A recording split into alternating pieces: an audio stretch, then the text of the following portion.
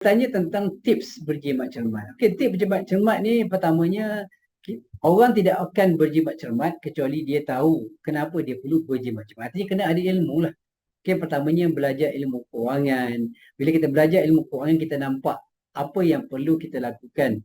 Antara perkara yang paling penting adalah dalam perancangan kewangan Islam khususnya ialah mesti berjimat cermat. Okey. So macam mana kita nak berjimat cermat kalau kita tak tahu keperluan berjimat cermat? Okey, apa kesan berjimat cermat? Sahabat-sahabat, anak-anak semua. Okey, kalau kita berjimat cermat, insya-Allah mulalah hari ini. Mulalah hari ini. Macam mana nak berjimat cermat? Nak berjimat cermat, kita tidak boleh belanja lebih daripada apa yang kita perlukan. Walaupun duit kita banyak, penuh poket duit, ada beribu-ribu duit, tapi kita kena set dalam minda kita, dalam pemikiran kita bahawa aku tidak akan belanja kecuali yang penting sahaja. Itu prinsip yang kita kena pegang. Okay? So, apa yang penting? Penting ialah apabila kita tak belanja, dia menyusahkan kita. Itu barulah dia agak penting. Okay, contoh. Makan penting? Yes, makan penting. KFC penting tak? KFC tak penting. So, jangan makan KFC sebagai contoh. Ataupun kalau nak makan pun sebulan sekali tu okey lah. Tapi kalau hari-hari makan KFC, walaupun duit ada, dia mampu untuk membayar, tetapi akhirnya kita tidak ada lebihan. So itu kena faham.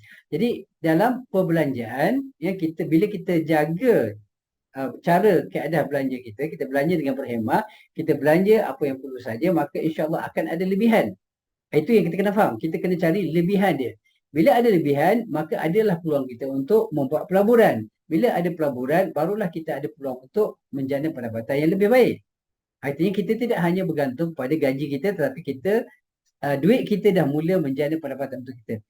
Robert Kiyosaki menyebutkan bahawa orang yang miskin dan orang yang sederhana kedudukannya, tidak akan kaya selama-lamanya selagi mana mereka tidak boleh kawal nafsu belanja mereka. Artinya kita kena kawal nafsu belanja. Bila kawal nafsu belanja akan ada lebihan. Bila ada lebihan, kita boleh buat pelaburan. Bila ada pelaburan, dia kata once your money start making money for you, then you'll be rich. Artinya orang yang kaya itu ialah orang yang mana duit dia menjana pendapatan untuk dia tanpa henti. Itu baru orang kaya. Jadi kita kena faham lah. Jadi kalau kita nak senang di masa akan datang, mau tak mau kita kena menyimpan.